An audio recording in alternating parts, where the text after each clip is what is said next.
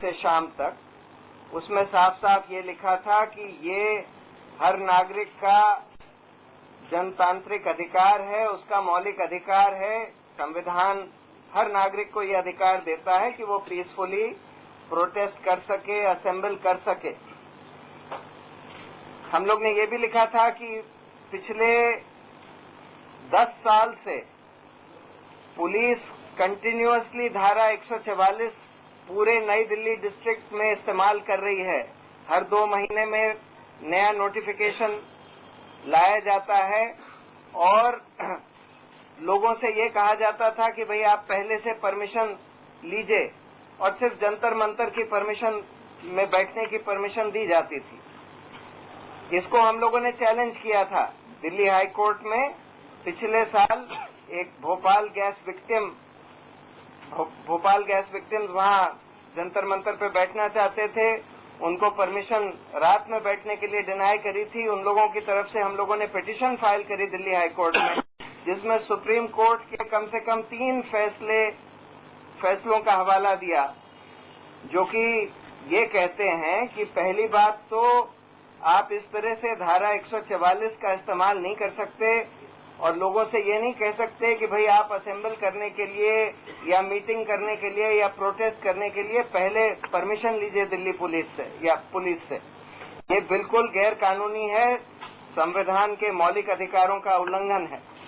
दूसरा, supreme court ने साफ साफ ये बोला था कि आप बार बार 144 नहीं लगा सकते, कंटिन्यूअसली इस तरह से 144 नहीं लगा सकते, और सिर्फ तभी लगा सकते हैं अगर कोई इमरजेंट सिचुएशन है जिसमें ये महसूस होता है पुलिस को कि भाई यहाँ पर शांति भंग होने वाली है।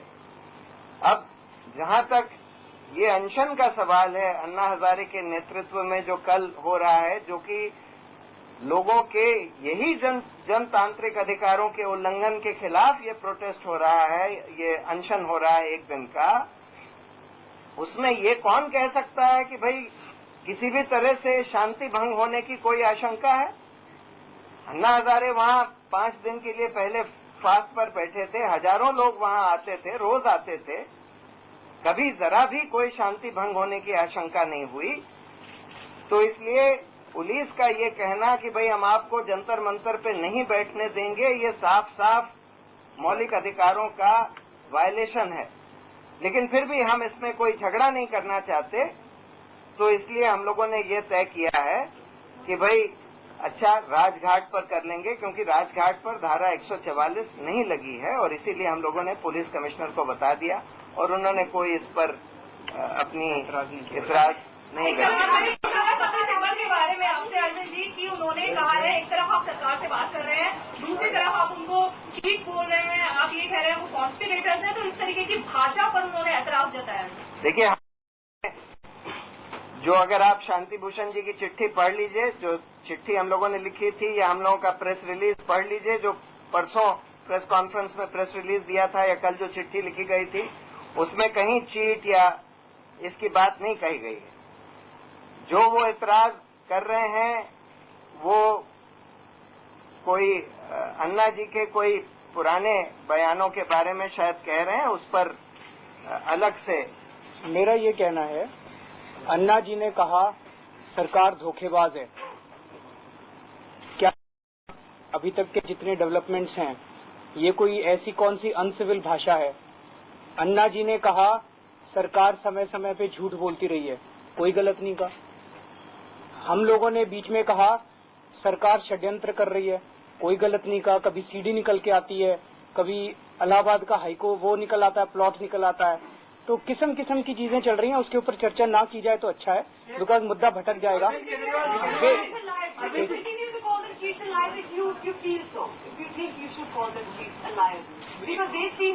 We are not calling any, they have every right to be upset, and we the citizens of India have been upset for last 62 years.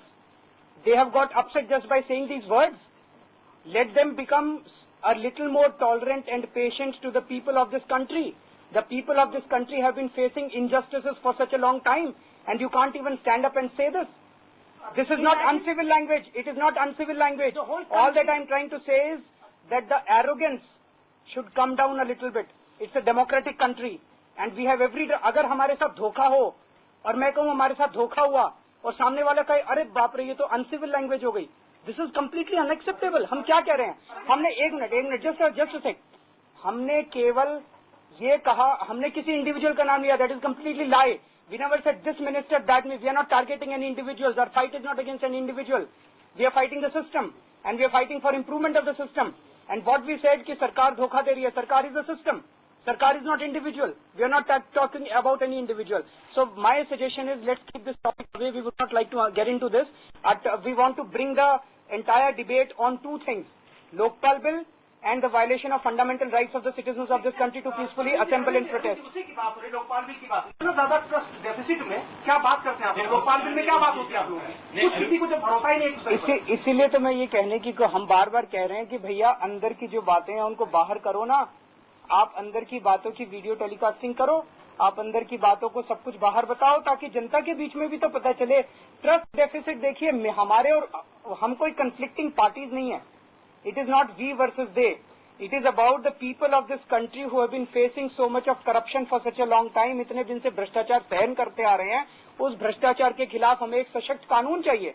It is not a fight. आप इस तरह से दिखा रहे हैं कि कोई कौरवों और पांडवों का कोई युद्ध हो रहा है, ऐसा कुछ नहीं है। एक मिनट, इसीलिए एक मिनट हम बातचीत जारी रखेंगे, हम अंदर बैठेंगे और अंदर बैठ के पूरी कोशिश करेंगे, अंत तक कोशिश करेंगे। लाइव टेलीकास्ट के लिए आज एक और चिट्ठी लिख रहे हैं, लाइव टेलीकास्ट हो या ना हो, that will not be a condition for walking out. हम ये कहने की कोशिश, आज एक चिट्ठी लिख रहे हैं जिसमें हम पूछ रहे हैं कि आप हमें ये तो बताइए कि लाइव टेलीकास्ट से आपको दिक्कत क्या है। ये कारण पूरे देश के सामने रख दीजिए कि क्या कहना है जिस लिसन, एक मिनट सुन लीजिए।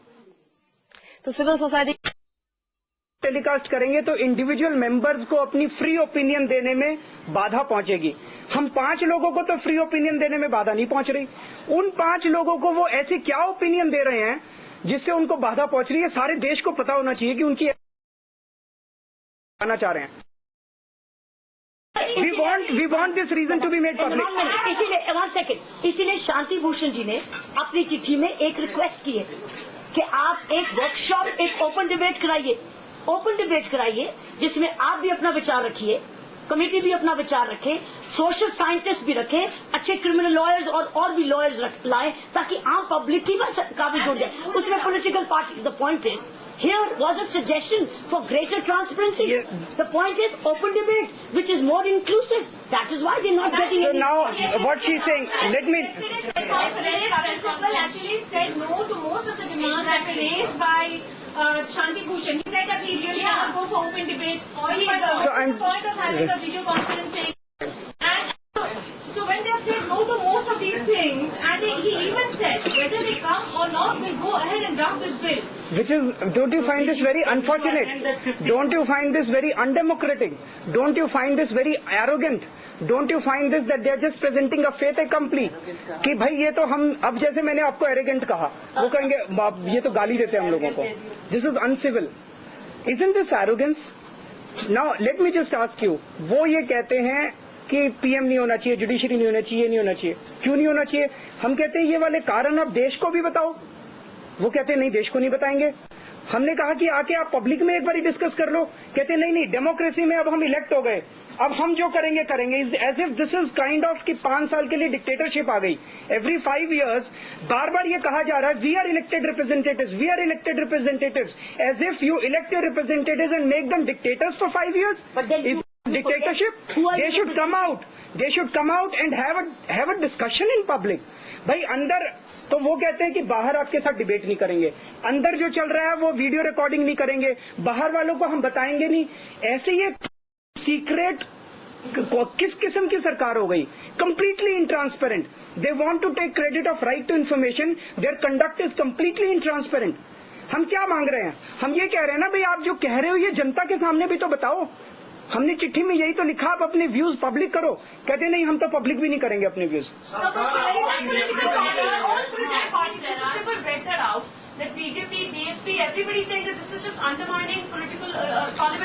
We completely agree with them.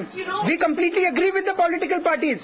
Have in the last पिछले 62 साल की हिस्ट्री में किसी कानून के बनने के पहले ऑब्जेक्टिव टाइप क्वेश्चनायर मुख्यमंत्रियों को या पॉलिटिकल पार्टीज को भेजा गया? Please tick mark the correct answer A, B, C। ऐसे तो बच्चों को क्वेश्चनायर भेजा जाता है उसमें टेस्ट में, as if they are taking a test of all the. I think it's an insult to all the chief ministers of. इसीलिए वर्कशॉप जरूरी थी। एग्जैक्टली हम यही तो क्या भाई, हम बार बार 16 अप्रैल से ये कह रहे हैं कि इस देश को साथ लेके चलिए। Political party just one second, let me, we are not even saying that, we are not disputing that, we are not disputing all that we are saying is that आप देश के लोगों के विचार भी तो लीजिए, take the good suggestions, create a platform so that we can discuss the। हम जो सिविल सोसाइटी की तरफ से जगह जगह देश में जा रहे हैं, कितने अच्छे सुझाव आ रहे हैं। इनफैक्ट पिछले हफ्ते हम लोगों ने 31 सुझाव ज्वाइंट कमेटी में रखे हैं which have come. I think the government ought to consult the people, the political parties, everyone. This is a drafting stage consultation where all of us should sit together. The whole country should sit together. Media should sit together. Last week we tried to interact with the media friends. Now the government also ought to do it. उसके बाद क्या कानून बनेगा वो तो parliament decide करेगा। No one can dispute that. What is the legal standing in a situation like this? Can the chairperson of a committee like this, along with 4 other members, go on and have meetings and in the end declare things? We've seen what happened with the PAC. Murli Manohar Joshi walked out saying that the meeting is done and the rest of the members had in voting preemptives. What is the legal standing? This is what I want to ask. You see, in any case, this committee is only to make a draft of this Lokpal bill, which eventually will have to be passed by Parliament. So, and that bill has to be tabled in Parliament by the government.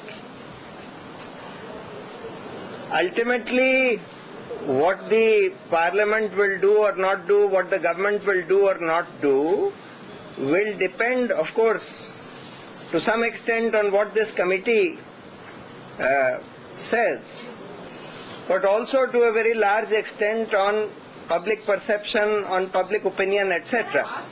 Can this committee, the chairperson and 4 other members, go ahead, finalize the draft of the bill and send it to the Parliament without 5 other members?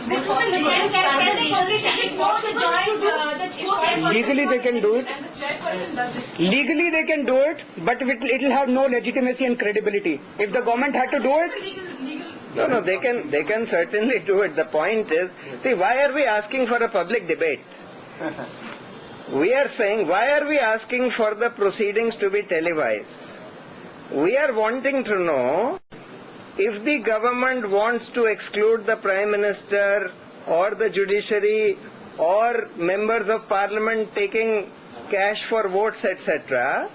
What are the reasons for doing so? So that the people of this country can understand what are the reasons that the government is giving for doing so, what are the reasons that we are giving for opposing that and for saying that no, all must be included. I'll give you 2 examples. One is July 2008.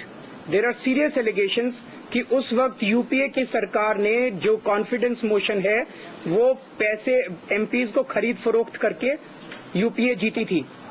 आज तक कोई भी MP jail गया? 3 साल हो गए। कोई investigation हुई? कुछ हुआ उसका? So is this not striking at the very foundation of our democracy कि हमारे एमपीज अंदर वोट करते हैं पैसे लेके और देके? कोई भी कंट्री, दूसरा देश भी हमारे एमपीज को खरीद सकता है। वो कहते हैं कि इन एमपीज की करप्शन को लोकपाल के दायरे में ना लाया जाए। क्या किया जाए? स्पीकर इन्वेस्टिगेशन करेगा, स्पीकर सजा सुनाएगा, स्पीकर प्रोसिक्यूशन करेगा। Are we all satisfied? So let this debate come out in public because it's the lives of the people of this country. If they are voting particular members of parliament और वो member of parliament अगर रिश्वत लेके अंदर लोकसभा के अंदर अगर रिश्वत लेके वोटिंग करते हैं, इस देश के लोगों को जानने का अधिकार है ना कि उस एमपी को इन्वेस्टिगेशन और प्रोसिक्यूशन और ट्रायल के दायरे में क्यों ना लाया जाए। ये डिबेट तो पब्लिक होना चाहिए। ये बंद कमरे में रूम नंबर 41 नॉर्थ ब्लॉक से इस डिबेट को बाहर निकलना पड़ेगा। आपको पता है कि 1 मिनट, आपको पता है तिहाड़ जेल में 311(2) में मैंने कई वार्डर्स को सिर्फ छोटी सी नशा अंदर लेके जाने के लिए हम लोगों ने उनको कंपल्सरी रिटायर किया था।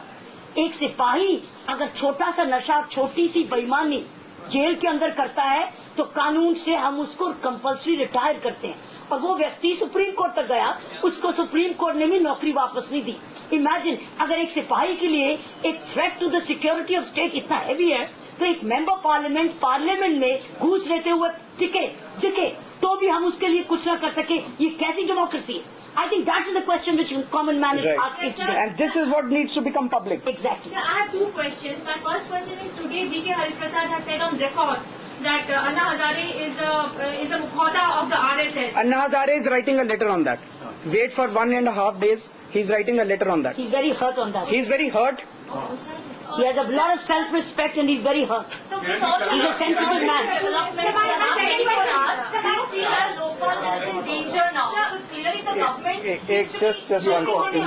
Just my second question is that the Joint Drafting Committee is a team of 10 people. It has a chairperson, it has a co-chairperson. The bill that should emerge out of it, the draft that should emerge out of it has to have the consent of everyone. That is what I think the other person also wanted to ask. It has to be mutually agreed. There has to be a middle path on different issues. So if civil society members are not there at all, if decisions are taken without the consent of Prashant Bhushan and other civil society members, how legal and legitimate is the... That is the answer to your question. She is right. You see, if there is no consent of the civil society members, if the civil society members are not present, firstly, it's not a joint committee. It's a Sarkari committee. Secondly, what legitimacy does that have? Thirdly, what credibility does it have? It does not have. We did not, only for that, only for one day. You see the letter. It was only for that one day. आप लोगों ने demand रखे थे कि live telecast तो ये सारी meeting हो, तब हम मैं एक मिनट वही उस पे आ रहा हूँ सर। इसमें मैं all that you see, we missed one meeting, number one, at that protest, as a protest to what happened on Saturday. That was only for 2 days. We have just, I think, but we can, no, that is all fine. All that we are trying to say is that we never gave an impression that we are not coming for the meetings. But the entire impression that Mr. Kapil Sibal sought to give yesterday was for the meetings. Go ahead with the law. I think there was no need for this overstatement that... today, but they're coming back on 15th of June. The bill is in danger. The bill is in danger or not, I think only time can tell, but the credibility of the government is definitely in danger with the kind of actions that the government has done. Come what may, we are committed till the end to fight for a very strong anti-corruption law. This is all we can commit. We can't say what will happen in the future. अभी कल के programme के अगर बारे में बात करें तो पूरा दिन का क्या रहने वाला है और शाम को जो आप डिबेट की बात करें कौन-कौन लोग ज्वाइन करने वाले हैं? एक मिनट, इनका कल हम लोग वहाँ पे 10 बजे के करीब असेंबल होंगे, 9:30-10 बजे के करीब। उसके बाद पूरे दिन में प्रार्थनाएं और वो चलेगा। बीच में सर्वधर्म प्रार्थना होगी जिसमें अलग अलग धर्मों के गुरु आएंगे और वो प्रार्थना करेंगे, और शाम को 4-5 बजे के करीब पब्लिक डिबेट होगा। उसका अभी हम लोग वर्कआउट कर रहे हैं। अभी तुरंत कौन, हम सब लोग तो होंगे ही, बट इन एडिशन बाहर के कौन कौन लोग आएंगे अभी वी विल टेल यू। तो रात तक चलेगा 12 बजे? नहीं, 6-7 बजे तक। Close by 6। आज सवेरे तक आपका कहना था कि हम लोग जंतर मंतर ही जाएंगे और हमने अनुमति नहीं ली है, बल्कि हमने सूचित किया है मंच में। वो अचानक आपका कैसे? ये आप लिख रहे हैं, ये आप लिख रहे हैं। नहीं, परमिशन ऐसा है, नहीं, परमिशन नहीं मांगी। नहीं, हमने परमिशन नहीं मांगी थी।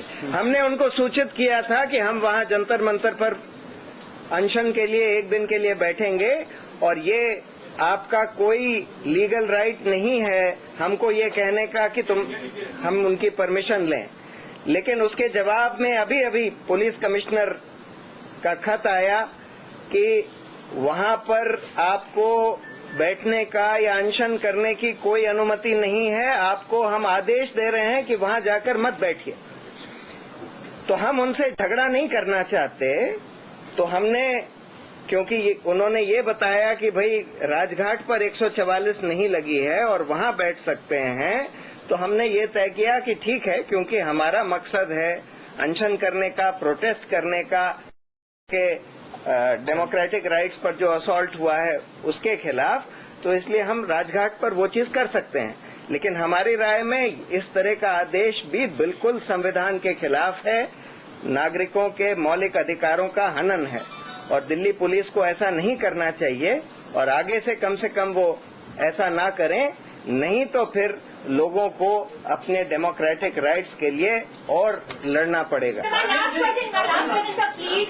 Why don't you ask? Let somebody else ask. You ask so many questions. Now listen, that's not fair. Ask anybody. 1 second. No, 1 minute. No, 1 minute. Affect the government's credibility in that state. You think government is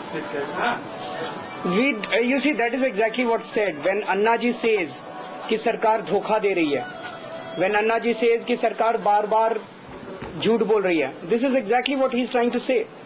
Therefore, rather than getting into all this, I think it is extremely important. सरकार हम बैठ के एक अच्छा कानून बनाएंगे तो सरकार की क्रेडिबिलिटी बढ़ेगी, इस देश के लोगों का फायदा होगा और भ्रष्टाचार दूर होगा। सवाल उठता है कि देश चाहता क्या है? लेकिन हम चाहते क्या है? हम चाहते क्या है? एक ईमानदार देश या बेईमान देश? और इनके भले में भी है। आज ये हमेशा के लिए कोई सत्ता में नहीं रहता है। ईमानदार देश सभी के भले के लिए, और अगर हम सही नियत से ये ड्राफ्ट करेंगे तो इस देश को एक ईमानदारी का कानून मिलेगा। यही तो कह रहे हैं कि लोगों को जो 4 मंत्री कैसे एयरपोर्ट पे बाबा, ये लास्ट क्वेश्चन है आपका। बहुत खातिरदारी हुई, लेकिन 2 दिन तक बहस चलता रहा। 2 दिन के बाद उनकी अच्छी तरीके से जो चीजें हुई है सभी कंडेम कर रहे हैं। कहीं इस तरीके से जो आप लोग के बीच में, आपके और सरकार के बीच में जिस तरीके से चल रहा है, कहीं ऐसा तो नहीं कि हम लोग को वो भी देखने को मिल जाए जो चीजें एक्सपेक्ट नहीं। अभी 1.5 महीने में तो नहीं हुआ, आप हमारे लिए दुआ कीजिए कि आगे भी ना हो। Add to that question, actually you said that Anna is going That's your last question. Yes, my last question. I'm not going to ask any more questions. So you said that Anna is going to respond to this allegation by Prashant that he's a mask for the RSS. He is going to respond, but while he responds, how do you as members of one team react to that? How do you feel? It's the same thing. Anna is writing a letter is much more stronger than me saying no. Anna normally intervenes. Neutral faces. Anna intervenes very scarcely. When Anna intervenes, it's... You see, no, the straight answer to your question is, such an allegation against Anna Hazare is not only absurd, it is totally beneath contempt. To say that Anna Hazare is a mask for the BJP or the RSS or any other party for that matter, I mean, nothing can be more contemptible than that. Anna Hazare has fought against all kinds of governments in Maharashtra, against the BJP government, against the Congress government. All of them have tried to woo him, but he has studiously stayed away from these corrupt mainstream political parties. To say that he is a mask for A or B or C, etc., nothing can be. The most neutral thing. Maharashtra से मैं हूँ, मैं आपको बताता हूँ, BJP और शिवसेना के मंत्री भी जेल में गए अन्ना के आंदोलन की वजह से। अरविंद जी, तो आप जो जैसा भी पूछा जा रहा था, क्या आपको नहीं लगता कि ये बिल अब खतरे में पड़ चुका है? जैसा मैंने कहा कि बिल कैसा बनाएगी सरकार, ये हमारे हाथ में नहीं है। हमारे हाथ में एक ही चीज है, हमारा रिजॉल्व। और हम ये कह रहे हैं कि हम अंत तक ज्वाइंट कमेटी के अंदर बनेगा या बाद में आंदोलन करना पड़ेगा, ये कह नहीं सकते। लेकिन हम एक चीज कह सकते हैं कि अंत तक हम एक स्ट्रांग बिल के लिए लड़ते रहेंगे। जिस व्यक्ति ने भी वापस इलेक्शन में जीतना है, उसको ये कानून लाना ही होगा। आपने सबक देख लिया है। मुश्किल लगता है। Thank you everyone.